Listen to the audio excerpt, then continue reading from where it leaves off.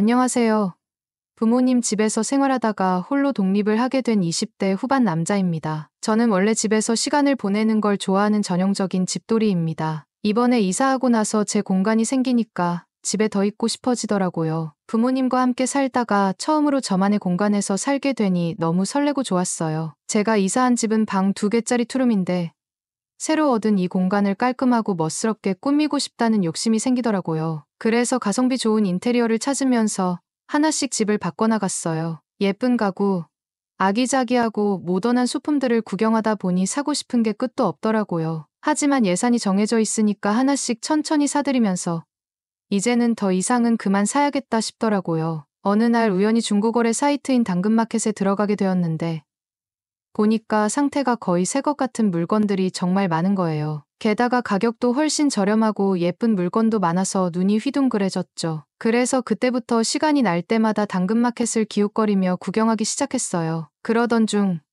제가 평소에 갖고 싶었던 예쁜 거실장을 발견했어요. 딱 봐도 제 집에 어울릴 것 같은 디자인이라 도저히 참을 수가 없더라고요. 결국 이번 달 간식비랑 옷 살 돈을 포기하고 이건 진짜 마지막이다 라는 마음으로 거실장을 사기로 결심했어요. 판매자에게 문자를 보냈는데 다행히 물건이 아직 판매되지 않았다고 하더라고요. 다만 물건이 꽤 무겁다면서 직거래를 하자고 했어요. 판매자가 사는 곳이 제 집에서 그리 멀지 않아서 약속을 잡았어요. 그런데 약속 당일 판매자에게서 문자가 왔어요. 아이가 아파서 병원에 가야 한다며 다음 날로 미뤄도 되냐고 묻더라고요. 판매자는 주부라고 했는데 아이 문제라니 어쩔 수 없겠다 싶어서 알겠다고 했죠. 하루쯤은 기다릴 수 있으니까요. 그런데 다음 날 약속 시간 2시간 전에 또 문자가 왔어요. 이번엔 급한 일이 또 생겼다면서 내일로 미룰 수 있냐는 거예요. 솔직히 이때는 조금 짜증이 나더라고요. 차라리 돈 조금 더 주고 매장에서 새 거 사는 게 낫겠다는 생각까지 들었어요. 하지만 하루만 더 참아보자는 마음으로 기다리기로 했죠. 그리고 마침내 약속한 날이 됐고 설레는 마음으로 판매자가 사는 아파트로 갔어요. 거실장을 보러 가는 길이 어찌나 떨리던지 그동안의 기다림이 더 기대감을 키운 것 같았어요. 이제 남은 건 이 거래가 무사히 끝나는 것뿐이었죠. 주차를 하고 엘리베이터에 올라 약속한 층으로 향했어요. 초인종을 누르자 고지어 문이 열리더니 예쁜 젊은 아줌마가 웃는 얼굴로 나왔습니다. 순간 이틀 동안 쌓였던 짜증이 눈 녹듯 사라지더라고요. 우습게도 괜히 제가 더 배려 깊어 보이려고 말투까지 부드럽게 바꾸게 되더라고요. 잠시 후 예쁜 아줌마가 시원한 음료수를 가져왔어요. 그러면서 혼자 집 꾸미느라 고생 많았겠다. 정말 기특하다라며 칭찬을 건네주었어요. 기분이 좋아져서 대화를 나누는 사이 아줌마가 집 구경을 시켜주겠다고 하더라고요. 덕분에 거실부터 안방, 아이방까지 천천히 둘러보게 됐어요. 하나하나 정갈하게 꾸며진 집을 보니 아줌마가 인테리어에 관심이 많은 분 같더라고요. 특히 벽에 걸린 액자 속 결혼 사진과 아이와 찍은 가족 사진이 눈에 띄었는데 따뜻한 분위기가 느껴져서 절로 감탄이 나왔어요. 안방에 들어가 보니 그야말로 편안하고 안락한 공간으로 잘 꾸며져 있더라고요. 그런데 그때 갑자기 바람이 불면서 문이 확 닫히는 바람에 제가 문 옆에 있던 손가락 한마디를 문틈에 끼이게 됐습니다. 순간적으로 너무 아파서 저도 모르게 악 하는 소리를 내고 말았어요. 놀란 아줌마가 괜찮으세요? 라며 다급하게 물었고 바로 방으로 뛰어가 연고와 반창고를 가지고 왔어요. 아줌마는 저를 의자에 앉히더니 손가락을 보며 호흡 불어주면서 정말 미안해하는 표정을 지었어요. 계속 어떡하죠? 정말 죄송해요 라고 말하며 어쩔 줄 몰라 하더라고요. 저는 괜찮다고 연신 웃으며 걱정하지 마세요. 별일 아니에요 라고 말했지만 아줌마는 울상으로 고개를 못 들더라고요. 결국 분위기를 더 가볍게 만들기 위해 얼른 집에 가야 한다고 말하고는 거실장을 들고 나왔어요. 집에 돌아와 손가락을 살펴보니 꽤 부어있더라고요. 여전히 욱신거리긴 했지만 시간이 지나니 조금 나아지는 느낌이었어요. 그런데 아줌마가 걱정하며 미안해하던 모습이 자꾸 떠올랐어요. 아마 저보다 몇 살 위일 텐데 그 모습이 어찌나 귀엽고 순수해 보이던지요. 생각할수록 입가에 웃음이 번지더라고요. 얼음팩으로 손가락을 마사지한 뒤 조심스럽게 거실장을 거실 한쪽에 배치해봤어요. 화이트 컬러의 깔끔한 디자인이 방 분위기와 딱 맞아떨어지더라고요. 한참 바라보면서 이 고생을 해서라도 들여오길 잘했다는 생각이 들었어요. 뿌듯함과 함께 그날의 소동까지 묘한 기억으로 남게 되었네요. 저녁을 먹고 나서 씻고 잘 준비를 하고 침대에 누운 참이었어요. 휴대폰을 확인해 보니 문자가 와 있더라고요. 보낸 사람은 다름 아닌 거실장을 판매했던 그 아줌마였어요. 반가운 마음에 얼른 문자를 열어보니 손가락은 괜찮냐며 안부를 물어보는 내용이었어요. 그리고 아까는 경황이 없어서 나머지 소품들을 제대로 보여주지 못했다며 시간 될 때 다시 와보라는 메시지가 덧붙어 있었어요. 문자를 보고 고민할 새도 없이 자연스레 좋아요. 그럼 이틀 뒤에 뵐게요라고 답장을 보냈죠. 그렇게 약속한 날 다시 그녀의 집으로 향했어요. 문을 열어주는 아줌마는 여전히 밝은 미소로 저를 맞이했는데 이번엔 평소보다 더욱 꾸민 모습이더라고요. 몸매 라인이 드러나는 타이트한 원피스를 입고 있었는데 그 옷이 그녀의 매력을 더욱 돋보이게 만들어서 저도 모르게 시선이 자꾸만 옷과 그녀를 오가더라고요. 손가락은 좀 괜찮아요? 그녀가 걱정스러운 얼굴로 물으며 제 손을 살펴봤어요. 다행히 붓기가 많이 가라앉은 걸 확인하고는 안심한 표정을 짓더라고요. 그 모습이 어찌나 귀엽던지요. 그러고는 기다렸다는 듯이 집안 곳곳에 있는 소품들을 보여주기 시작했어요. 복고풍의 전화기며 앙증맞은 작은 테이블, 그리고 독특한 디자인의 장식품까지 하나같이 감각적인 물건들이 많아서 눈길을 뗄 수가 없더라고요. 진짜 예쁘네요. 이런 것들은 어디서 구하셨어요?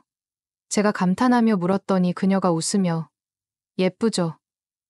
맘에 드는 게 있으면 하나 가져가세요. 선물이에요. 라고 말하는 겁니다. 처음엔 당황해서 괜찮다고 돈을 내겠다고 했는데 그녀가 제 손을 잡으며 이건 제가 미안해서 드리는 거니까 받아요라고 하더라고요. 손이 닿는 순간 이상하게 심장이 빠르게 뛰기 시작했어요. 그리고 언제부턴가 우리 둘 사이의 거리가 점점 가까워지는 게 느껴졌어요. 제가 어쩔 줄 몰라 얼굴이 붉어지자 그녀가 저를 쓱 쳐다보더니 미소를 짓고는 귀엽다며 20대 맞죠?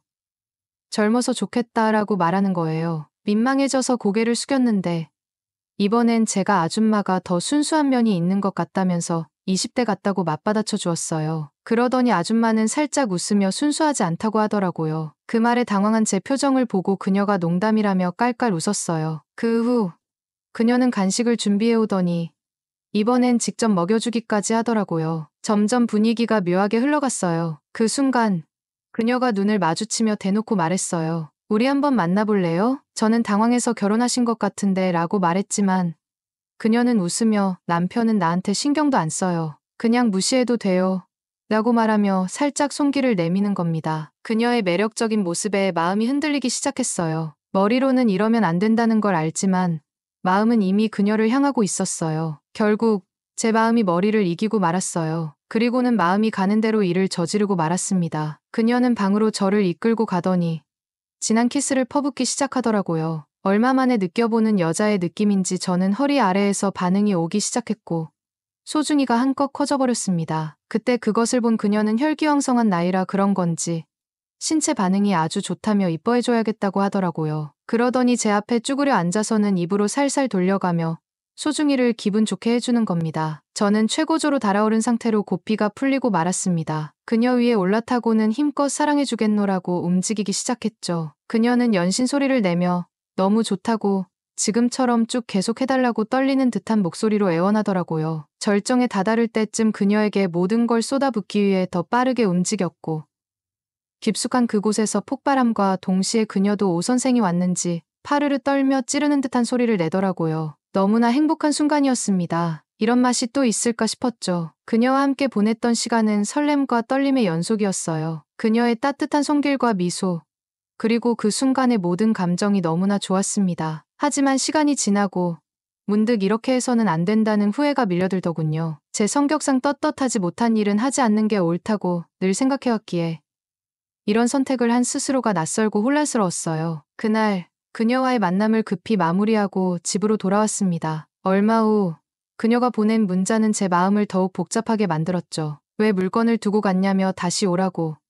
그리고 보고 싶다는 메시지가 이어졌지만 저는 솔직히 그녀를 다시 보는 게 망설여졌습니다. 그래서 마음이 정리되면 연락하겠다고 답을 보냈죠. 그렇게 마음을 스스로 다잡아 보려고 했어요. 하지만 그녀는 쉽게 포기하지 않았습니다. 남편 때문에 외롭다는 이야기와 함께 그날 있었던 일이 자꾸 생각난다며 다시 만나고 싶다고 문자를 보냈어요. 그녀의 말에서 남편과의 관계가 좋지 않다는 점은 분명해 보였지만 그 사연의 깊은 배경을 제가 알 길은 없었습니다. 몇 달이 흘렀지만 그날 그녀와 함께 보냈던 뜨겁고도 아찔한 순간들이 여전히 저를 놓아주지 않았습니다. 때로는 아무 일도 없었던 것처럼 하루를 보내다가도 문득 혼자 있는 시간이 찾아오면 그 기억들이 스멀스멀 떠올랐어요. 그녀의 매력적인 눈빛과 그날 방 안의 설레임, 그리고 심장을 두근거리게 만든 그녀의 몸매까지 아직도 생생하게 느껴지곤 했습니다. 마치 홀린 것처럼 그 순간에 머물러 있는 자신을 발견하게 되네요. 지금이라도 그녀에게 연락해서 엔조이로 즐겨보는 건 어떨까 고민이 됩니다. 이 이야기를 들으신 여러분은 제가 어떻게 하는 게 좋다고 생각하시나요? 지금이라도 그녀에게 연락해서 남아있는 욕구를 풀어보는 게 맞을까요? 아니면 그저 지나간 추억으로 묻어두는 게 나을까요?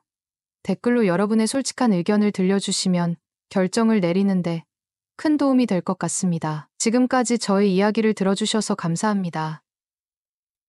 이혼한 지도 벌써 5년이 흘러가네요. 처음에는 참 막막했지만 시간이 지나면서 많이 담담해졌어요. 돌이켜보면 남들보다 조금 이른 나이에 결혼을 하게 되었죠. 철이 없기도 했고 순간의 실수로 책임을 져야 하는 상황이 되어버린 거였어요. 하지만 그렇다고 해서 그때의 제 마음이 가벼웠던 건 아닙니다. 어떻게든 가장으로서 가정을 꾸려보려고 했고 부족하지만 나름대로 최선을 다했어요. 그런데 모든 걸 다 바쳐 노력했음에도 불구하고 뜻밖의 변수 하나가 제 결혼 생활을 망쳐놓고 말았습니다. 바로 처제였어요. 어쩌면 그때부터가 잘못된 시작이었을지도 모르겠어요. 처제가 제 삶에 너무 깊이 관여하기 시작하면서 원치 않는 상황들이 반복되었고 결국 그 끝은 이혼이라는 결과로 이어졌죠. 시간이 흐른 지금도 그때의 선택이 최선이었는지 생각해보지만 적어도 후회는 없어요. 물론 전처와의 결혼이 단순한 실수만은 아니었어요. 흔히 속도 위반이라고 하지만 저는 분명히 전처를 사랑했고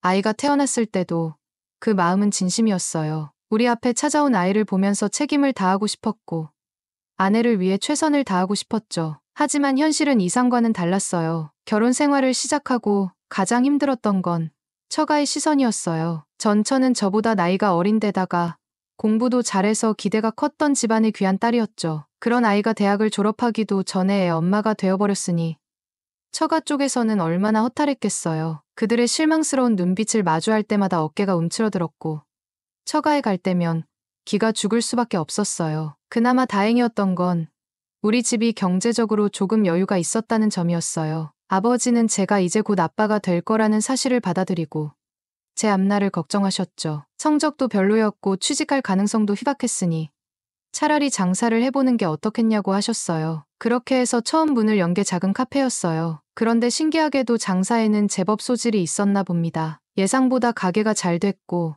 손에 들어오는 돈이 점점 많아졌죠. 어느 순간부터는 더 이상 처가의 눈치를 볼 필요가 없을 정도가 되었어요. 사업이 자리를 잡자 자신감이 생겼고 더 큰 꿈을 꾸기 시작했어요. 그렇게 해서 2호점을 준비하게 되었죠. 당시 저는 아직 30도 되기 전이었어요. 젊은 패기 하나로 밀어붙였던 시기였어요. 물론 처음부터 순탄했던 건 아닙니다. 2호점을 열자마자 장사가 안 돼서 고민도 많았어요. 하지만 운이 따랐던 걸까요?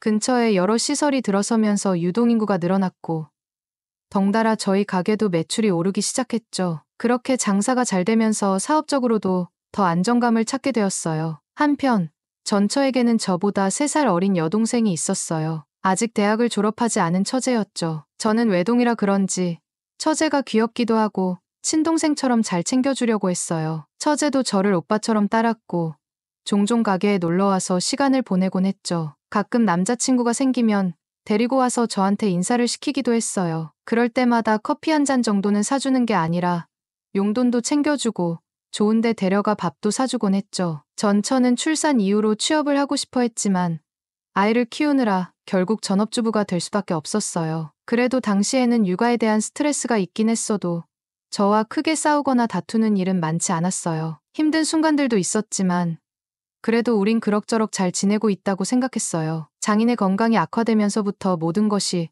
어긋나기 시작했어요. 처음 전처와 아이를 가진 채 결혼을 허락받으러 갔을 때만 해도 장인은 마당에 나무라도 뽑아서 저를 묶어놓을 기세로 노발대발하셨던 분이었어요. 그만큼 기세등등하고 건강하셨던 분이었는데 어느 날 갑자기 암이 발견된 겁니다. 다행히도 초기에 발견되어 큰 위기는 넘길 수 있었어요. 검진을 받게 된 것도 제 소개 덕분이라 한동안 어깨에 힘이 좀 들어갔던 것도 사실이죠. 치료도 성공적으로 끝났고 장인은 이제는 남은 여생을 공기 좋은 시골에서 보내고 싶다며 내려가시게 되었어요. 문제는 장인, 장모님 두 분이 내려가신 건 좋은데 처제는 아직 대학을 다니고 있었어요. 원래 장인, 장모님과 함께 살면서 학교를 다니던 처제가 부모님이 시골로 내려가면서 당장 갈 곳이 없게 된 거죠. 그때 장모님이 조심스레 부탁을 해오셨어요. 처제가 독립할 때까지만 저희 집에서 함께 지낼 수 있도록 해달라고요. 첫째 딸은 애 엄마 만들어서 날개도 펼 기회조차 못 주더니 둘째 잠깐 도와주는 것도 못 해주겠냐고 하는데 순간 말문이 막히더군요. 솔직히 거절할 수도 없는 상황이었어요. 그나마 처제가 평소 저한테 잘하기도 했고 애교도 많고 전처와도 사이가 좋았던 터라 큰 문제가 없을 거라 생각했어요. 그리고 저도 돈 좀 번다고 거만하게 굴지 않고 가족에게 잘해야 한다는 다짐을 했던 터라 흔쾌히 그러겠다고 했죠. 집도 넉넉한 편이었어요. 저희 부모님 덕분에 신축 아파트에 방이 3개, 화장실도 2개 있는 집이라 세 식구가 지내는 데는 아무 문제가 없었어요. 그런데 막상 처제가 함께 살게 되니 예상치 못한 불편함이 하나둘 생기기 시작했죠. 전처랑 단둘이 부부관계를 하면서 즐거운 시간을 좀 보내려고 하면 괜히 인기척이 더 느껴지는 것 같고 소리가 새어나갈까 조심조심해야 했고요. 거기에 더해 집에서는 트렁크 하나만 입고 편하게 다니는 걸 좋아했는데 이제는 처제가 있으니 복장에도 신경을 써야 했어요. 이런 작은 것들이 쌓이다 보니 은근히 스트레스가 됐죠. 그리고 자매가 같이 살다 보니 사소한 걸로도 엄청 싸우더군요. 처음엔 그냥 남매끼리 티격태격하는 정도려니 하고 대수롭지 않게 넘겼어요. 그런데 어느 날 싸움의 원인이 저 때문이라는 걸 알고 깜짝 놀랐죠. 싸움의 이유를 들어보니 처제가 집에서 너무 편한 복장을 하고 있었던 게 문제였어요. 원래 집에서는 옷을 거의 안 입다시피 하고 지내는 게 습관이었는데 그게 전처의 신경을 건드린 거예요. 전처는 혈기왕성한 형부가 집에 있는데 어떻게 그렇게 다 벗다시피 하고 다닐 수 있냐며 화를 냈죠. 그런데 저는 그런 처제를 여자로 의식한 적이 없었어요. 그저 친동생 같은 존재였고 제게도 집에서 편한 옷차림이 익숙했기 때문에 뭐가 문제인지 크게 와닿지 않았어요. 그래서 저는 뭐 어때? 집에서 편하게 입는 게 좋잖아.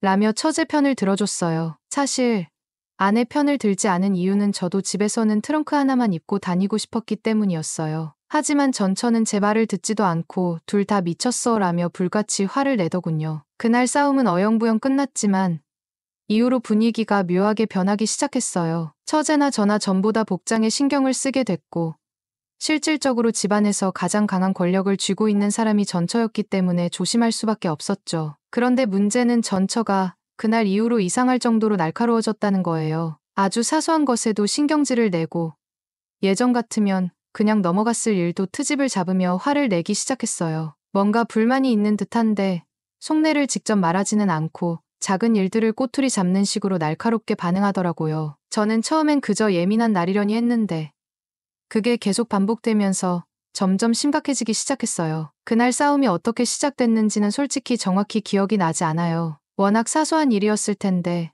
서로 자존심을 세우다가 점점 언성이 높아졌고 결국 감정이 폭발하면서 싸움으로 번졌죠. 그러다 저도 열이 받아서 홧김에 방문을 부서질 듯 쾅 닫고는 핸드폰만 들고 그대로 집 밖으로 나가버렸어요. 그냥 이대로 있으면 더 말이 안 통할 것 같았거든요. 그렇게 무작정 걸어 나와 근처 편의점에 갔어요. 소주랑 맥주를 섞어서 홀짝거리며 기분을 가라앉히고 있는데 갑자기 처제한테서 전화가 오더군요. 무슨 일인가 싶어 전화를 받았더니 아내가 화가 난 상태로 처제한테 아이를 맡기고 나가버렸다는 겁니다. 처제도 난감했는지 집 분위기가 뒤숭숭한 걸 보고 조카를 좀 돌봐주려고 했는데 애가 계속 울어대서 도저히 달랠 수가 없었다고 했어요. 게다가 아내는 전화를 받아주지도 않더라고요. 이러다 보니 저는 한숨만 나왔죠. 아내가 금방 들어올 분위기도 아니었고 저도 이미 집을 나와버린 상태라 그냥 술이나 진탕 마시자라는 심정이 되어버렸어요. 편의점에 있던 술을 종류별로 싹 다 사서 집으로 갔습니다. 집에 도착해보니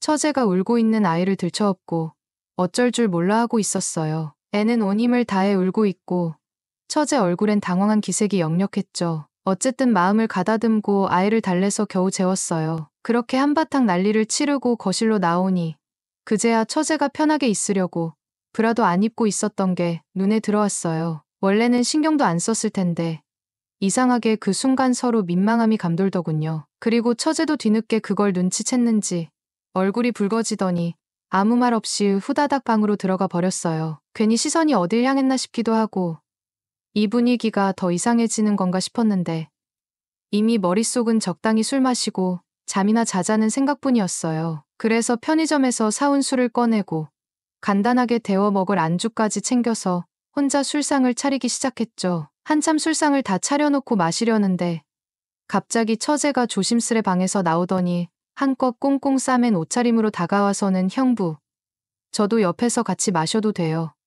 하고 묻더라고요. 뭐, 술도 넉넉하게 사온 김에 그러라고 했죠. 그렇게 처제와 술을 한 잔씩 나누며 이야기하다 보니 처음엔 어색하던 분위기도 점점 풀리더군요. 처제는 언니지만 내 편을 들어주면서 이런저런 이야기를 나눴고 제가 느꼈던 서운함도 공감해줬어요. 그러면서도 언니 입장도 이해하려고 하더라고요. 그 모습을 보니 저도 반성할 부분이 있겠다는 생각이 들었어요. 그렇게 한참 늦게까지 술을 마셨고 결국 둘 다 취기가 올라 조용히 방으로 들어가 잠들었어요. 그리고 다음날 아침 아내가 집으로 돌아왔죠. 이미 하룻밤 지나면서 처제가 제 기분을 많이 풀어줬고 저도 더 이상 자존심을 세우며 버틸 이유가 없다는 생각이 들었어요. 그래서 아내와는 조용히 화해를 했습니다. 어쩌면 그날 있었던 감정적인 일들은 다 지나가는 과정일 뿐이었겠죠. 하지만 이상하게도 그날 이후부터 집안 분위기가 미묘하게 달라지기 시작했어요. 처제에게 새로운 남자친구가 생겼어요. 늘 그랬던 것처럼 저한테 소개도 시키고 가게로 데려와서 같이 밥도 먹었죠. 처음에는 그냥 그러려니 했어요. 처제가 연애하는 것도 처음 있는 일은 아니었고 저한테 소개시켜 줄 정도면 진지하게 생각하는 상대인가 보다 싶었죠. 그런데 나중에 알고 보니 그 남자는 처제를 진심으로 만나고 싶었던 게 아니었어요. 그냥 가볍게 하루 즐길 생각으로 접근했던 거였죠. 문제는 처제가 그걸 전혀 몰랐다는 거예요. 오히려 저한테까지 정식으로 인사까지 시켰으니 자기한테 진심이라고 믿었겠죠. 그래서 마음도 주고 몸도 주고 그 남자한테 모든 걸 허락해버렸어요. 하지만 결국 그 남자는 연락을 끊어버렸고 처제는 그제야 모든 걸 깨닫고 세상이 무너진 듯 집에 와서 울었어요. 울면서도 차마 부모님한테 말할 수도 없으니 온전히 혼자 감당해야 하는 상황이었죠. 방 안에서 흐느끼는 처제를 보는데 마음이 짠하더군요. 게다가 제 아들도 처제가 우는 게 슬펐는지 덩달아 울어버리고 분위기가 엉망이었어요. 그렇게 며칠을 방에서 나오지도 않고 지내더니 결국 몸살까지 나버렸어요. 저는 처제를 어떻게든 기운 차리게 해주려고 밖으로 데리고 나가 명품 선물도 하나 사주고 한 끼에 5만 원, 10만 원 하는 밥도 사줬어요. 좋은 거 먹고 좋은 거 가지면 기분이 조금은 나아지지 않을까 싶었죠. 그런데 그런 거 다 필요 없더군요. 아무리 비싼 걸 줘도 아무리 맛있는 걸 먹여도 처제의 우울함은 가시지 않았어요. 그런데 저녁에 같이 술을 한 잔 마시면서 이야기를 나누다 보니 그제야 조금씩 마음을 추스르는 것 같았어요. 술이 좀 들어가자 처제가 갑자기 저를 보면서 이런 말을 하더군요. 형부 같은 남자들만 세상에 있는 줄 알았어요. 형부는 진짜 믿음직스러워요. 그러더니 어느 순간부터 제 호칭이 바뀌었어요. 늘 형부라고 부르던 처제가 그날 이후로 자연스럽게 오빠라고 부르기 시작한 거죠. 그날 이후로 처제의 태도가 묘하게 변하기 시작했어요. 집에 있을 때도 평소와 다르게 행동했고요. 예전엔 그냥 편한 옷을 입는 정도였는데 이제는 일부러 집에 단둘이 있을 때 몸에 딱 붙는 옷만 골라 입더군요. 처음엔 그냥 원래 그런 스타일인가 싶었는데 점점 확신이 들었어요. 이건 일부러 그러는 거라는 거요. 전 처가 안 볼 때면 식탁 밑으로 제 발을 툭툭 건드리면서 장난스러운 미소를 짓기도 하고 TV를 보고 있으면 일부러 제 옆에 바짝 붙어서 앉으려 하더군요. 그래서 일부러 저는 소파 맨 끝쪽에 앉았어요. 그런데 그러면 아예 팔걸이에 걸터 앉아서 저와 몸을 맞대려 하더라고요. 처음엔 그냥 장난인가 싶었어요. 그런데 계속 그러니까 이건 아니다 싶었죠. 더 이상 피할 수 없는 상황이 온 것 같았어요. 그래서 결국 처제에게 시간을 좀 내달라고 했어요. 단둘이 마주 앉은 자리에서 단도직입적으로 물었습니다. 처제 요즘 왜 그래? 그러자 처제는 깔깔 웃으면서 형부, 지금 무슨 소리 하는 거예요? 하고 장난스럽게 받아치더군요. 순간 얼굴이 화끈거렸어요. 내가 과민 반응을 한 건가? 아니면 정말 처제는 아무 의도가 없는 걸까? 혼란스러웠어요. 하지만 이상한 기분을 떨칠 수가 없었어요. 그래서 같이 술을 한두 잔 마시면서 다시 이야기를 나눠봤어요. 그런데 처제는 여전히 그 남자를 그리워하고 있었어요. 진짜 내 인생에서 그렇게 좋아했던 남자는 없었어요. 그 사람이 나를 갖고 놀았어도 상관없어요. 그냥 옆에만 있어주면 좋겠어요. 그 말을 듣는데 기가 막히더군요. 자기 감정을 못 이겨서 그런 건 알겠지만 너무 순진하다고 해야 할지 아니면 너무 상처받아서 그런 건지 모르겠어요. 저는 단호하게 말했습니다. 그건 아니야. 그런 식으로 허락해주면 처제는 계속 상처만 받을 거야. 처제는 잠시 말없이 저를 바라보더니 씁쓸한 미소를 지었어요. 하지만 그날 이후로도 처제의 행동은 더욱 대담해졌어요. 처제는 결국 서럽게 울음을 터뜨렸어요. 처음엔 말로 달래볼까 했지만 차라리 울 만큼 울게 놔두는 게 맞겠다 싶어서 그냥 가만히 두었죠. 예상대로 한참을 울더니 결국 지쳤는지 아니면 더 이상 흘릴 눈물이 없어진 건지 울음을 멈추더군요. 처제가 조금 진정된 듯해 보이길래 더 이상 술을 마시게 하면 좋을 꼴 못 볼 것 같아서 집으로 데리고 들어왔어요. 애초에 아내가 처제 좀 잘 달래주고 오라고 해서 나갔던 건데 집에 돌아와 보니 아내는 세상 모르고 곤히 자고 있더군요. 마치 처음부터 아무 일도 없었던 사람처럼 말이에요. 저는 피곤해서 이만 자야겠다고 처제에게 말하고 방으로 들어가려는데 처제가 갑자기 잠깐만 도와줄 수 있냐고 하더군요. 무슨 일인가 싶어 멈춰 서서 돌아봤죠. 그런데 그 순간 처제가 냅다 저를 끌어안았습니다. 제 어깨에 기대어 흐느끼던 처제의 몸에서 뜨거운 열기가 느껴졌어요. 울음을 멈춘 줄 알았는데 제 어깨에 닿은 얼굴에서 또다시 눈물이 흘러내리고 있더군요. 그렇게 우리는 아무 말 없이 한참을 서 있었습니다. 그저 처제가 울음을 삼키며 제 품에 기대어 있을 뿐이었어요. 그리고 저는 그런 처제를 어쩌지 못한 채 묵묵히 서 있을 수밖에 없었죠. 그런데 갑자기 문이 벌컥 열리더니 아내가 굳은 얼굴로 서 있었습니다. 내가 이럴 줄 알았다. 아내의 얼굴은 이미 일그러질 대로 일그러져 있었어요. 분노와 실망, 그리고 그동안 쌓아온 의심이 터져나오는 표정이었죠. 둘이 그러고 있을 줄 알았어. 아내는 거침없이 소리를 질렀고 저는 순간 숨이 턱 막혔어요. 처제는 몸을 움찔하며 한 발짝 물러섰고요. 하늘에 맹세코 아무 일도 없었지만 아내는 그 사실을 믿으려 하지 않았어요. 아내가 왜 이토록 화를 내는지 그제야 퍼즐이 맞춰졌어요. 아내는 이미 저와 처제를 의심하고 있었습니다. 언제부터였냐면 바로 그날 제가 아내와 싸운 후 처제와 단둘이 술을 마셨던 그날부터요. 저는 원래 집에서 혼술을 즐기는 편이 아니었어요. 그런데 그날따라 집에 남아있던 술병이 한두 개가 아니었으니 아내가 이상하게 여겼던 거죠. 아내는 집안일을 맡아서 하다 보니 다음날 제가 술을 잔뜩 마시고 뒷정리도 하지 않은 채 뻗어있던 걸 단번에 알아챘을 겁니다. 그리고 그날 아침 아내는 겉으로는 아무렇지 않은 척하며 제 사과를 받아줬지만 마음속에서는 의심을 지우지 못했던 거예요. 아내 입장에서는 처제랑 단둘이서 술을 잔뜩 마시고 뭔가 말 못할 비밀을 공유하게 된 게 아닐까 하는 생각이 들었겠죠. 그 후로도 아내는 저와 처제 사이를 예의주시하고 있었던 겁니다. 하지만 제가 아무리 돌아봐도 그날 이후로 처제와 특별한 일은 없었어요. 물론 처제가 그 남자에게 차이고 난 후 저에게 이상한 행동을 한 적은 있었죠. 하지만 그건 어디까지나 처제 혼자 감정적으로 흔들렸던 거였고 저는 분명히 선을 지켰어요. 그럼에도 불구하고 아내는 그렇게 생각하지 않았던 거예요. 오히려 우리 둘이 들킬까봐 조심하고 있었을 뿐이라고 믿었던 거죠. 그리고 이제 시간이 좀 지났으니 둘 다 긴장이 풀려 다시 서로에게 다가가려 한 거라고 생각했을 겁니다. 그래서 아내는 이번에 일부러 저에게 처제 좀 잘 달래주고 와라고 말했던 거죠. 그러고 나서 아내는 일부러 자는 척을 하며 기다렸던 겁니다. 그녀는 이미 마음속으로 결론을 내리고 있었어요. 이제 내가 자고 있으니까 저 둘이 무슨 일이 벌어지겠지. 분명히 뭔가가 있을 거야. 하지만 정작 아무 일도 일어나지 않았어요. 그런데 문제는 아내가 생각한 그 상황이 실제로 벌어지고 있는 것처럼 보였다는 겁니다. 그날 밤 저는 정말 아무런 의도 없이 처제를 위로하고 있었을 뿐이었어요. 하지만 그 장면을 본 아내는 다르게 받아들였죠. 저는 억울했어요. 정말 하늘을 우러러 한 점 부끄러울 게 없었거든요. 하지만 아내는 이미 결론을 내리고 저를 몰아붙이고 있었어요. 이제 저는 무슨 말을 해야 할까요? 아내에게 아무 일도 없었다고 말하는 것이 의미가 있을까요? 이미 저를 의심하는 눈으로 바라보는 그녀에게 어떤 해명을 한다 해도 믿어주지 않을 것 같은데요. 아무리 처제가 설명하고 제가 해명을 해도 아내의 머릿속에서는 이미 결론이 내려져 있었습니다. 제가 처제와 선을 넘을 대로 넘은 남편이라는 확신을 가지고 있었어요. 그런 상황에서 어떤 말도 소용이 없었죠. 아내는 더 이상 제 말을 들으려고도 하지 않았고 결국 우리는 이혼을 하게 되었습니다.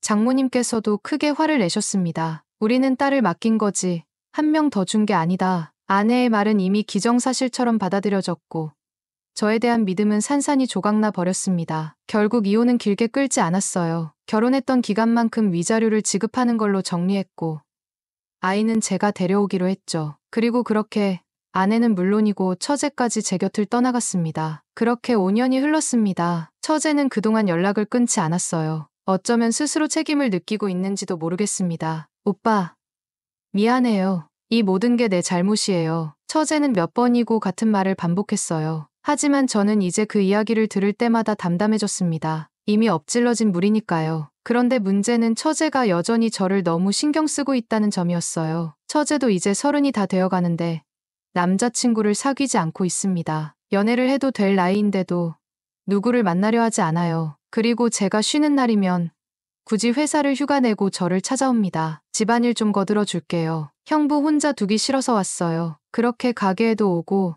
집에도 찾아오고 쉬는 날이면 일부러 시간을 맞춰 함께 있으려 합니다. 제가 외롭지 않게 해주겠다면서요. 아직도 자상했던 형부가 마음속에 떠나지 않는다며 그동안에 쌓여있던 외로움을 자기한테 풀어버리라고 하더군요. 사실 이혼 후 여자가 생각날 때가 많이 있었는데 그때마다 문을 걸어 잠그고 혼자 위로하며 흔들곤 했었죠. 하지만 지금 바로 눈앞에 있는 처제는 마치 오래전부터 이 순간을 기다렸다는 듯이 저를 바라보고 있었습니다. 더 이상 숨기지 않는 눈빛과 애써 참으려 하지 않는 감정들로 가득 찼죠. 처제의 목소리는 낮고도 부드러웠어요. 형부, 나한테 기대요. 이제 혼자 참지 않아도 돼요. 그녀의 입술이 부드럽게 다가왔고 저는 이성의 끈을 놓고 말았습니다. 그녀의 하얀 피부와 볼륨감 있는 몸은 저희 소중이를 살아나게 만들었죠. 처제는 저에게 잠깐 가만히 있으라고 하면서 제 앞에 무릎을 꿇더라고요. 형부, 기분 좋게 해줄 테니깐 꾹 참아야 해요. 그러더니 저희 소중이를 입으로 쪽쪽거리며 만족시켜주는데 몸이 움찔거리고 찌릿해서 정말 참기 힘들었습니다. 그녀 위에 올라탄 저는 뜨겁게 움직이기 시작했고 그녀에게서 나오는 탄성은 끊이질 않았죠. 어쩜 이렇게 좋을 수 있냐며 감탄을 연신 내뱉더라고요. 형부 소중이가 너무 맛있다고 더 세게 해달라고 하더군요. 그녀를 만족시키기 위해 등줄기에 땀이 맺히도록 격렬히 움직여 주었죠. 점점 폭발이 임박해오자 그녀가 말하더군요. 오늘은 위험한 날이 아니니까 안에다 해도 된다고요. 그렇게 그녀의 안에 모든 걸 쏟아버렸습니다. 이 순간만큼은 그 누구도 부럽지 않았죠. 그날 이후로 처제와 함께하는 시간이 점점 길어졌습니다. 낮에는 가게에서 일을 도와줬고 밤에는 집에서 저의 욕구를 받아주었죠. 그렇게 우리는 함께 지내며 행복한 시간을 보내고 있습니다. 틈만 나면 그녀와 뜨거운 관계를 나누며 마치 신혼 때로 돌아간 것 같습니다. 요즘 저의 얼굴에는 미소가 끊이질 않네요. 가족보다 더 가까운 친구가 있었어요. 어릴 때부터 늘 함께하며 형제처럼 지냈고 시간이 지나도 그 관계는 변하지 않았죠. 친형제였다면 오히려 다투거나 서운할 일이 많았을지도 모르겠지만 이 친구와는 그런 감정이 들지 않더군요. 언제나 곁에서 든든한 존재로 남아 있었어요. 한 살 위에 누나가 있긴 했지만 가족이라고 해서 꼭 가깝다고 할 수는 없었어요. 힘들거나 기쁜 일이 생기면 가장 먼저 떠오르는 사람은 누나가 아니라 친구였죠. 서로의 고민을 가감없이 나눌 수 있었고 말하지 않아도 감정을 이해할 수 있을 만큼 편안한 관계였어요. 군대도 같은 날 입대해 같은 부대에서 생활했어요. 비록 보직이 달라서 항상 붙어 있을 수는 없었지만 같은 공간에서 생활한다는 것만으로도 위안이 되더군요. 전역할 때도 처음 입대했을 때처럼 함께 나왔어요. 그 친구는 누구보다 많은 비밀을 알고 있었지만 모든 걸 다 알고 있는 것은 아니었어요. 말할 수 없는 비밀이 하나 있었고 그것만큼은 끝까지 숨기고 싶었죠. 상병을 막 달았을 무렵 친구가 면회를 나가자고 했어요. 부모님이 오신다면서 함께 가자는 거였죠. 어려서부터 가족처럼 지내온 친구였기에 친구 부모님도 거의 부모님처럼 편하게 느껴졌어요. 최전방 부대에서 생활하면서 부모님 면회를 자주 받기 어려웠기에 오랜만에 바깥 공기도 쐬고 PX 음식 대신 제대로 된 밥을 먹을 수 있다는 생각에 따라 나가기로 했죠. PX 음식이 아무리 잘 나온다고 해도 바깥에서 먹는 김밥 한 줄만 못했어요. 처음에는 신기하고 맛있게 느껴졌지만 시간이 지나면서 점점 질리더군요. 면회를 나가서 제대로 된 음식을 먹을 수 있다는 생각에 기대가 됐어요. 그렇게 주섬주섬 준비를 하고 면회실로 내려가는데 친구가 갑자기 뜬금없는 말을 했어요. 자기 이모도 같이 오신다고 하더군요. 순간 조금 의아했지만 대수롭지 않게 넘겼어요. 친구의 이모라면 당연히 우리 이모 또래겠거니 싶었죠. 원래 어른들하고도 자연스럽게 대화하는 편이라 처음 뵙는 분이라고 해도 어렵지 않을 거라고 생각했어요. 오히려 기회만 잘 잡으면 맛있는 음식이라도 하나 더 얻어먹을 수 있겠다고 여겼죠. 그런데 면회실에 도착한 순간 예상과 전혀 다른 상황이 펼쳐졌어요. 중년의 이모님을 떠올렸던 예상과 달리 그 자리에 앉아있는 사람은 젊은 여성이었어요. 아니, 단순히 젊다고 하기에는 뭔가 더 강한 인상을 주는 사람이었죠. 단정하게 묶은 긴 머리에 깔끔한 옷차림. 그리고 무엇보다도 눈길을 사로잡는 분위기가 있었어요. 순간 머릿속이 복잡해졌어요. 저 사람이 이모라고? 말도 안 되는 소리 같았어요. 친구보다 5살밖에 많지 않은 사람이 이모라니. 도무지 이해가 되지 않았죠. 친구가 웃으며 덧붙였어요. 어릴 때 기관지가 약해서 한동안 시골인 우리 동네에서 지냈고 그때 저도 몇 번 봤을 거라고 하더군요. 그제야 희미하게 기억이 떠올랐어요. 어릴 때 친구네 집에 가면 가끔 마주쳤던 누나가 있었어요. 그런데 그때는 친구도 이모라고 부르지 않고 그냥 누나라고 했었죠. 게다가 우리 누나랑 더 친했기 때문에 저는 크게 신경 쓰지 않았던 것 같아요. 하지만 이제 보니 그때와는 전혀 다른 느낌이었어요. 눈앞에 그녀는 어릴 때 어렴풋이 기억하던 그 사람이 맞았지만 전혀 다른 분위기를 풍기고 있었어요. 여유로운 미소와 깊은 눈빛, 그리고 오랜만에 만난 사람을 바라보는 듯한 표정까지. 그녀가 조용히 입술을 열었어요. 오랜만이네. 그 순간 이상하게 심장이 두근거렸어요. 이건 예상하지 못한 전개였어요. 면회장에서 단순히 맛있는 음식을 얻어먹으려고 따라 나섰지만 예상과는 다르게 계속해서 신경이 쓰이는 사람이 있었어요. 바로 친구의 이모였죠. 처음에는 그저 친척 누나 정도로만 생각했는데 연애 내내 자꾸만 시선이 가더군요. 친구의 이모는 원래 해외에서 자리를 잡고 안정된 생활을 하고 있었어요. 한국과는 더 이상 인연이 없을 줄 알았는데 뜻밖에도 그녀가 한국으로 돌아온 이유는 연애 때문이었다고 하더군요. 취직 후에 만난 남자친구가 유학생 출신의 한국인이었는데 그 남자가 공부를 마친 후 한국으로 돌아가면서 그녀도 모든 걸 제쳐두고 함께 한국행을 선택했다고 했어요. 다행히 다니던 회사의 연줄 덕분에 한국에서도 꽤 좋은 조건으로 직장을 구할 수 있었고 자리 잡는 데는 오랜 시간이 걸리지 않았다고 했죠. 그러던 중 어릴 때 친하게 지냈던 친척 동생이 군대에 가 있다는 사실을 알게 되었고 한국에 온 김에 면회를 오게 된 거라고 했어요. 친구한테는 이모였지만 저한테는 그저 5살 차이 나는 누나였죠. 하지만 그 순간부터 친구의 이모라는 타이틀이 아니라 한 명의 여자로 보이기 시작했어요. 워낙 눈에 띄는 미모를 가지고 있어서인지 그녀에게 남자친구가 있다는 말에도 괜히 신경이 쓰이더군요. 그런데 더 신경 쓰였던 건 그녀 역시 저를 의식하고 있는 것처럼 보였다는 점이었어요. 면회 내내 손거울을 보면서 헤어스타일을 점검하거나 머리카락을 계속 쓸어넘기고 음식을 먹는 둥 마는 둥 얼굴만 살짝 붉히며 앉아 있었어요. 친구가 부모님과 대화를 나누는 동안 몇 번이고 눈이 마주쳤죠. 그럴 때마다 그녀는 어색한 듯 시선을 피하거나 가만히 미소만 짓고 있더라고요. 연락처를 교환하지 못했지만 그날의 분위기로 봐서는 서로 뭔가 통하는 것이 있다는 확신이 들었어요. 면회가 끝나고 위병소 밖으로 나갈 때도 그녀는 몇 번이고 뒤를 돌아보면서 저를 쳐다봤어요. 그때부터였어요. 저도 친구의 이모를 단순한 친척 누나가 아니라 한 사람의 여성으로 신경 쓰기 시작한 게요. 안타깝게도 그 후로 친구의 이모가 다시 부대로 면회를 오는 일은 없었어요. 군 생활이 계속될수록 점점 더 그녀가 궁금해졌지만 별다른 방법이 없었죠. 그리고 그렇게 시간이 흘러 결국 저도 친구도 전역을 하게 되었어요. 젊고 혈기왕성한 나이에 군대에서 나왔더니 당연히 연애하고 싶은 마음밖에 안 들더군요. 하지만 친구한테 이모 전화번호를 달라고 할 수도 없는 노릇이었고 서로 사는 지역도 달라서 다시 만날 방법이 없었어요. 군 생활 내내 친구의 이모를 다시 만날 생각만 하면서 하루하루 버텼는데 막상 전역을 하고 나니 현실적으로 방법이 보이지 않더라고요. 지역이 다를 뿐만 아니라 그렇게 가까운 친척도 아니어서 자연스럽게 왕래할 기회도 없었어요. 그러다 어느 날 친구가 지나가는 말로 이모가 오랜만에 온다는 얘기를 하더군요. 그 말을 듣는 순간 가슴이 철렁 내려앉는 것 같았어요. 마침 저희 부모님과 누나가 해외여행을 가 있는 상황이라 집에 혼자 남아 있었는데 이것도 나름 타이밍이 좋았죠. 집에 밥이 떨어졌다는 핑계로 전화를 했더니 친구는 물론이고 친구 어머님까지 저보고 가족들 돌아올 때까지 집에 와서 지내라고 하시더군요. 그 호의를 이용하는 게 조금 마음에 걸리긴 했지만 오히려 더 떨리기 시작했어요. 거의 1년 반 동안 머릿속에서만 그려오던 그녀와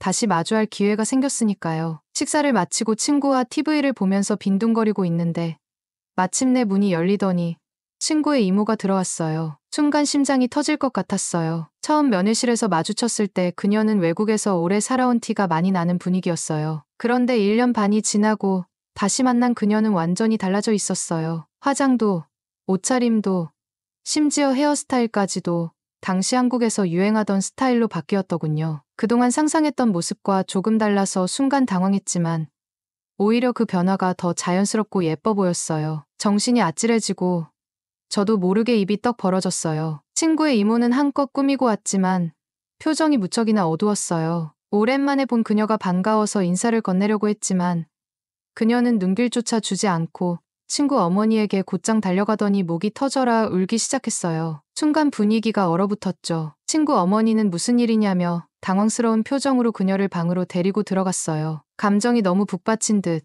좀처럼 울음을 그칠 생각을 하지 않았어요. 방 안에서 흐느끼는 소리가 계속해서 들려왔고 저도 덩달아 걱정이 되더군요. 솔직히 저도 위로해주고 싶은 마음이 컸어요. 하지만 분위기가 너무 무거웠고 차마 나서기가 어려웠죠. 결국 저와 친구는 아무 말 없이 자리를 피할 수밖에 없었어요. 다행히 친구 방이 친구 어머니 방과 붙어있는 구조였어요. 그런데 이모의 울음 섞인 목소리가 너무 커서 조용히 귀를 기울이니 무슨 이야기인지 대충 들리더군요. 내용을 들어보니 그녀는 남자친구 때문에 너무 힘들어서 찾아왔다고 했어요. 순간 마음이 복잡해졌죠. 면회 때 저를 그렇게 흘깃거리던 사람이 결국 아직도 그 남자와 만나고 있었다니 실망감이 밀려오더군요. 하지만 계속 이야기를 듣다 보니 상황이 예상과는 전혀 달랐어요. 그녀는 남자친구와 헤어지고 싶다고 했어요. 유학하는 동안에는 몰랐지만 한국까지 따라왔더니 그 남자가 완전히 딴 사람처럼 변했다고 하더군요. 처음엔 단순히 적응하는데 시간이 걸릴 거라고 생각했대요. 하지만 문제는 적응의 문제가 아니었어요. 남자는 취직할 생각도 하지 않고 그녀가 벌어오는 돈으로 생활하며 하루 종일 게임만 하고 있었다고 했어요. 너 그렇게 나 좋아하면 평생 나를 먹여 살려. 그 남자는 대놓고 그렇게 말하면서 일할 생각을 하지도 않았고 그녀가 벌어오는 돈을 당연하게 여기며 살아가고 있었다고 했어요. 하지만 진짜 문제는 따로 있었어요. 그 자식이 친구의 이모가 벌어오는 돈으로 다른 여자까지 만나고 있었다는 거였죠. 처음에는 몰랐지만 나중에는 눈에 띄게 늦게 들어오고 핸드폰을 숨기고 점점 거리를 두는 게 느껴졌다고 해요. 결국 그녀는 이상한 낌새를 눈치채고 몰래 확인을 해봤고 그 순간 모든 사실이 밝혀졌죠. 남자는 그녀 몰래 집으로 다른 여자를 불러들이고 있었어요. 그 상황을 친구의 이모가 직접 목격하게 됐고 충격과 배신감에 휩싸여 따졌지만 돌아온 반응은 적반하장이었어요. 당신이 내 사생활을 침해했어. 남자는 오히려 화를 내며 집 안을 엉망으로 만들었고 결국 감정이 폭발한 친구의 이모는 그 길로 집을 뛰쳐나왔다고 했어요. 그런데 황당한 건 그 집이 친구의 이모 명의로 된 집인데도 불구하고 남자가 새 여자친구와 함께 그곳에서 버젓이 살고 있다는 사실이었어요. 그러다 보니 정작 집주인인 그녀는 오도 가도 못하는 상황에 처한 거였죠. 미국에서 가족들의 반대를 무릅쓰고 어렵게 한국행을 택했는데 이렇게 끝내고 돌아가고 싶지는 않다고 했어요. 하지만 계속 참기엔 너무 억울했고 어디 도움을 요청할 곳도 마땅치 않아서 결국 신세한탄이라도 하고자 가족을 찾아온 거라고 했죠. 그 이야기를 들으면서 저도 속이 부글부글 끓어올랐어요. 그런 놈이 있다는 것도 황당했고 무엇보다 친구의 이모가 그런 사람에게 이용당했다는 사실이 너무 속상했어요. 그녀는 계속 울면서 어떻게 해야 할지 모르겠다고 하더군요. 감정이 북받쳐 한동안 말을 잇지 못하는 그녀의 목소리가 방 너머에서도 고스란히 전해졌어요. 듣고만 있어도 속이 터질 것 같았어요. 저렇게 아름답고 똑똑한 사람이 왜 그런 쓰레기 같은 놈에게 휘둘려야 하는 건지 이해가 되지 않았죠. 하지만 한 가지 확실했던 건 제 안에서 뭔가 뜨겁게 끓어오르고 있다는 거였어요. 친구의 어머니는 이모에게 왜 그런 사람들 때문에 집을 나왔냐고 다그쳤어요. 집이 본인 소유인데도 쫓겨나듯 나와야 할 이유가 전혀 없다고 했죠. 차라리 경찰에 신고하고 법대로 해결해서 내쫓으면 될 일이라고 현실적인 조언을 해주었어요. 그리고 그런 사람과 결혼까지 생각한 게 오히려 잘못된 선택이었으니 이렇게 끝난 게 차라리 다행이라고 미련을 갖지 말라고도 했어요. 그 이야기를 듣고 있자니 제가 친구의 이모에게 연심을 품고 있느냐 마느냐의 문제를 떠나서 가족이나 다름없는 사람을 이렇게 내버려 둘 수는 없겠다는 생각이 들었어요. 친구 역시 잔뜩 화가 난 표정이었죠. 그 길로 방문을 박차고 나가더니 아직 대화를 나누고 있던 이모와 친구 어머니에게 도와줄 방법이 있다고 자신 있게 말했어요. 피 끓는 청춘 2명이 있는데 뭐가 문제겠냐며 당장 이모 집으로 가서 싹 다 엎어버리고 혼주를 내주겠다고 했어요. 이 방법이 가장 확실하다고 생각했는데 친구의 어머니는 단호하게 거절했어요. 쓸데없는 소리 하지 말고 잠이나 자라. 딱 잘라 말하더군요. 그때는 왜 그러시나 싶었지만 지금 생각해보면 충분히 이해가 돼요. 친구의 이모가 어릴 때 건강 문제로 잠깐 신세를 지긴 했지만 오촌이면 그렇게 가까운 사이도 아니었고 가족들이 이민을 간 이후로는 오랫동안 왕래도 없었으니까요. 한국에서 그녀가 의지할 곳이 친구네 집뿐이라지만 엄밀히 따지면 이웃보다도 더 먼 친척이었어요. 혹시라도 일이 잘못되면 친구가 다칠 수도 있고 법적인 문제에 휘말릴 가능성도 있었으니 친구 어머니 입장에서는 쉽게 허락할 수 없는 일이었겠죠. 어쨌든 친구 어머니는 이모에게 늦은 밤이니 일단 자고 가라고 했어요. 그래서 제가 늘 사용하던 손님방을 친구 이모에게 양보하고 저는 집으로 돌아가야 했죠. 방을 정리하면서 슬쩍 이모의 표정을 살펴보니 뭔가 아쉬워하는 듯한 기색이 보였어요. 그 순간을 놓치지 않고 그녀에게 말했어요. 우리 집이 건너에 있어요. 다들 잠든 후에 우리 집으로 오세요. 저 혼자라도 도와줄게요. 이모는 괜찮다고 했지만 왠지 기다렸다는 듯한 분위기였어요. 예상대로 1시간 정도 지나자 조용히 저희 집으로 찾아왔어요. 더 이상 지체할 시간이 없었어요. 그 길로 바로 오토바이를 끌고 이모와 함께 그녀의 집으로 향했죠. 오토바이 뒤에 탄 그녀는 스트레스를 한껏 받은 상태였는지 달리는 내내 있는 힘껏 소리를 질러댔어요. 바람을 가르며 내는 엔진 소리 속에서도 그녀의 목소리가 또렷하게 들릴 정도였어요. 집에 도착하자마자 바로 안으로 들어갔어요. 예상했던 대로 뻔뻔한 놈이었어요. 그런데 더 충격적인 건 그 남자와 함께 있던 여자가 또 다른 여자였다는 사실이었어요. 그러니까 친구 이모를 속이며 몰래 만나던 여자가 따로 있었는데 그 여자까지 두고 또 다른 여자를 집으로 데려온 거였어요. 순간 너무 어이가 없었어요. 이런 인간을 보고도 참고 지냈다는 게 믿어지지 않았죠. 잠시 그런 생각이 들었어요. 혹여라도 내가 싸움에서 밀리면 어쩌나 싶었지만 다행히 그럴 일은 없었어요. 얼굴 하나는 멀쩡하게 생겼는데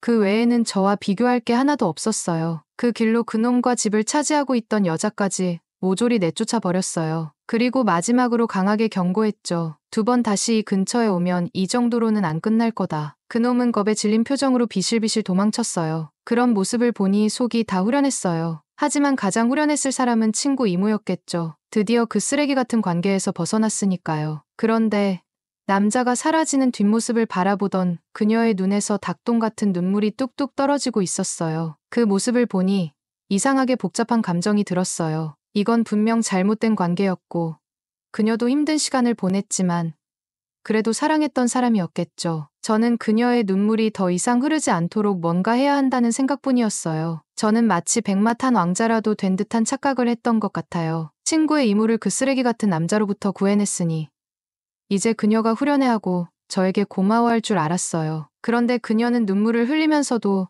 여전히 전 남자친구를 떠올리는 것처럼 보였어요. 실망감을 숨길 수 없었죠. 괜히 열을 냈나 싶어.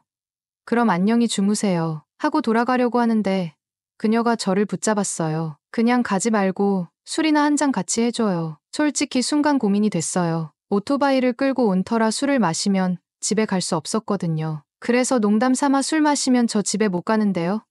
라고 했더니 그녀는 아무렇지도 않게 그럼 여기서 자고 가면 되잖아요. 라고 하는 거예요. 그 순간 정신이 퍼뜩 들었어요. 잠시 고민했지만 결국 근처 편의점으로 달려가 소주를 싹 쓸어 왔어요. 혹시나 제가 먼저 취하면 불리할 수도 있다 싶어서 술이 잘 취하지 않는다는 음료수도 2개 사서 편의점에서 미리 다 마시고 들어갔죠. 괜히 안주까지 먹으면 술이 천천히 돌 것 같아서 일부러 안주는 아무것도 사지 않았어요. 그렇게 서둘러 돌아왔는데 이미 그녀는 냉장고에 있던 전 남자친구가 사다 놓은 술을 꺼내 마시고 있더군요. 식탁 위에는 빈 소주병이 하나 놓여 있었고 새로운 병도 이미 반쯤 비워져 있었어요. 고작 30분 사이에 혼자서 한 병 반을 마셔버렸다는 얘기였어요. 걱정스러운 척했지만 사실 속으로는 쾌재를 불렀어요. 안 그래도 감정이 격해진 상태였는데 짧은 시간 동안 저렇게 많은 술을 마셨으면 취해도 단단히 취했을 거란 생각이 들었거든요. 예상대로 그녀는 혀도 꼬부라지고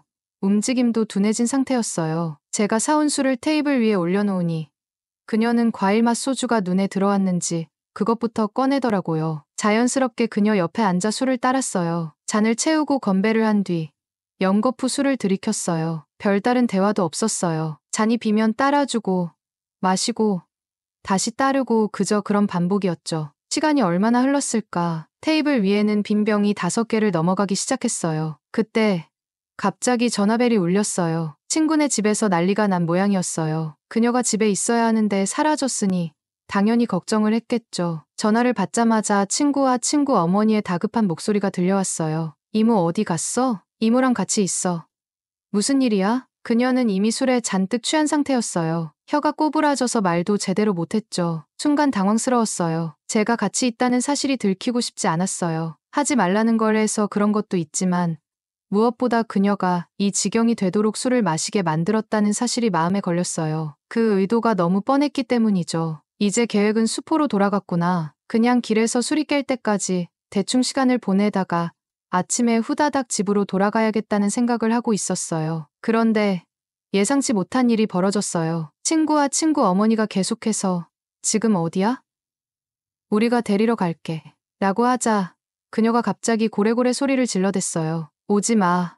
제발 그냥 나 좀 내버려둬. 그녀의 외침에 전화기 너머로 침묵이 흘렀어요. 그리고 저는 그 순간부터 일이 생각보다 더 흥미롭게 흘러갈 거라는 걸 직감했어요. 전화기 너머로 들려오는 친구와 친구, 어머니의 목소리는 당황한 기색이 역력했어요. 평소와 전혀 다른 친구 이모의 반응에 뭔가 이상하다고 느낀 모양이었죠. 하지만 그때 그녀가 곁눈질로 저를 보며 은근한 신호를 보내기 시작했어요. 그제야 깨달았어요. 저 혼자만 이런 분위기를 기대하고 있었던 게 아니라는 거요. 친구의 이모도 저와 같은 생각을 하고 있었던 거였어요. 어쩌면 저보다도 먼저 결심을 하고 있었는지도 모르겠어요. 저도 그 신호를 읽고는 내심 웃음이 나왔어요. 나는 술을 핑계 삼아 분위기를 만들어 보려고 했지만 애초부터 술 따위는 필요 없는 상황이었어요. 이제 서로의 생각을 눈치챘는데 굳이 술을 더 마시며 시간을 끌 필요가 있을까요? 결국 말없이 그녀를 부축해서 방으로 향했어요. 술기운에 발이 제대로 따라주지 않았지만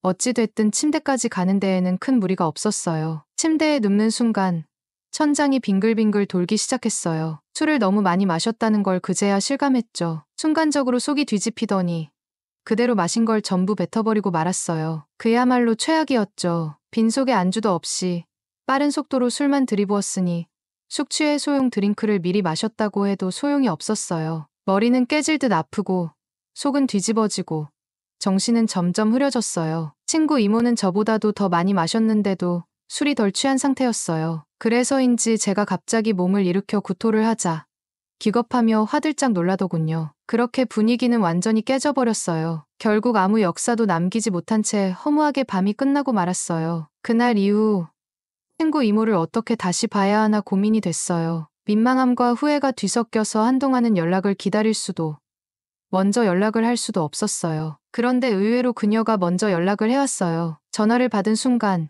예상보다 덤덤한 목소리였어요. 아무렇지도 않게 시간 괜찮으면 저녁이나 같이 먹어요. 라는 짧은 한마디였죠. 지난번 일 이후 처음 듣는 그녀의 목소리였고 마치 아무 일도 없었다는 듯한 태도에 순간 멍해졌지만 거절할 이유는 없었죠. 그날 밤 다시 그녀를 마주했을 때 분위기는 전과는 사뭇 달랐어요. 그녀는 여전히 세련된 모습이었고 오히려 한층 더 자연스러워 보였어요. 처음에는 어색할 줄 알았는데 그녀는 그런 기색조차 없이 능숙하게 대화를 이끌어갔어요. 적당한 농담이 오가고 가벼운 술잔을 주고받으며 분위기가 점점 부드러워졌죠. 지난번 일은 서로 말하지 않았지만 둘 다 알고 있었어요. 그리고 그 순간부터 묘하게 교차하는 시선 속에서 말하지 않아도 느껴지는 긴장감이 감돌았어요. 한 잔, 2잔 술이 오가면서 그녀의 표정이 서서히 변해갔어요. 처음에는 가볍게 웃고 있었지만 시간이 지날수록 눈빛이 깊어졌죠. 어느새 그녀는 술잔을 내려놓고 천천히 손가락으로 잔을 돌리며 생각에 잠긴 듯한 표정을 지었어요. 그러다 문득 고개를 들어 저를 바라보더군요. 그날은 진짜 아쉬웠어요. 갑작스러운 말에 순간 당황했지만 그녀는 진지한 표정으로 말을 이었어요. 솔직히 너무 당황했어요. 그런데 이상하게 당신이 계속 생각나더라고요. 그녀의 말에 저도 자연스럽게 웃음이 나왔어요.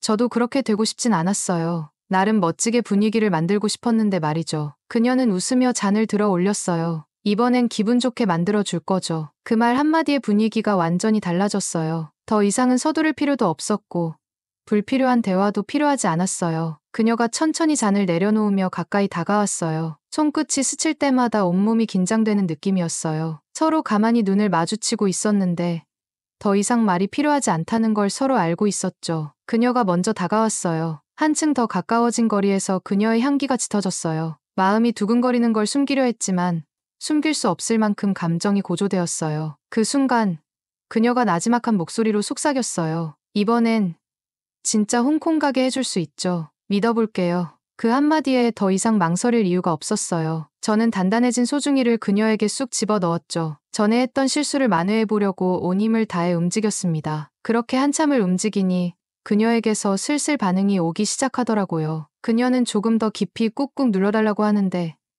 그 말이 왜 이리 흥분이 되던지 더 격렬하게 흔들게 되더라고요. 결국 그녀는 탄성과 함께 오선생을 느끼며 부르르 떨었고 저도 이내 그녀 깊숙한 곳에 폭발을 해버렸습니다. 그렇게 그녀와 환상적이고 끝내주는 시간을 보냈죠. 그때부터 친구에게는 절대 말할 수 없는 비밀이 생겼습니다. 그러던 어느 날은 아침 저녁으로 2번이나 불러내더군요. 조금 무리해가며 사랑을 나누니 피곤함이 쌓이기 시작했어요. 그럼에도 불구하고 언제 이렇게 여자랑 마음 놓고 해보겠냐라고 생각하며 계속해서 그녀를 찾아갔어요. 그리고 그렇게 친구 이모와의 비밀스러운 관계는 점점 깊어져 갔어요. 그때까지만 해도 친구에게 어떻게 설명해야 할지 고민하고 있었어요. 절친한 친구의 이모와 연인이 되었다는 걸 말할 방법이 도무지 떠오르지 않았거든요. 하지만 결국 고민할 필요도 없이 너무나도 충격적인 방식으로 모든 게 끝나고 말았어요. 그날 아무런 연락도 없이 친구 이모의 집을 찾아갔어요. 그런데 문을 열고 들어선 순간 전혀 예상하지 못한 광경을 마주하고 말았어요. 그녀가 제가 처참히 내쫓아줬던 그 남자와 다시 함께 있었어요. 믿을 수가 없었어요. 분명 그렇게까지 엉망진창으로 끝났던 관계였는데 대체 왜 다시 그 사람을 받아들인 건지 이해할 수 없었어요. 그 순간 머릿속이 하얘지면서 분노와 허탈함이 동시에 밀려왔어요. 워낙에 좋아했던 사람이었기에 한 번쯤은 용서해줄 수도 있겠다고 생각했어요. 실수일 수도 있고 순간적인 감정일 수도 있었으니까요. 하지만 문제는 그녀가 선택한 사람이 결국 저 아닌 그 남자였다는 거였어요. 친구네 집에서도 난리가 났어요. 가족들은 그녀가 그런 놈을 다시 만나겠다고 하자 크게 반발하며 다시 만날 거면 앞으로 가족도 아니니 모르는 사람처럼 지내자 라고까지 말했어요. 하지만 더 놀라운 건 그녀가 그 상황에서도 가족과 저를 완전히 등지고 그 남자를 택했다는 사실이었어요. 정말 사랑에 눈이 멀면 이 정도까지 되는 건가 싶었어요. 시간이 지나 다시 돌아보면 그때의 일이 가끔 떠오르곤 해요. 솔직히 말하면 아쉬울 때도 있어요. 제 인생에서 그녀만큼 아름다운 여자는 다시 만나지 못했거든요. 하지만 결국 이 모든 건 친구에게는 절대 말할 수 없는 비밀이 되어버렸어요. 어쩌면 차라리 잘된 일일지도 모르겠네요. 만약 그녀와 계속 잘 됐다고 해도 친구 이모부가 되는 상황까지는 도저히 상상조차 할 수 없었으니까요. 지금은 그냥 아주 가끔씩 그녀가 어디서 어떻게 지내고 있을까 궁금할 따름이에요.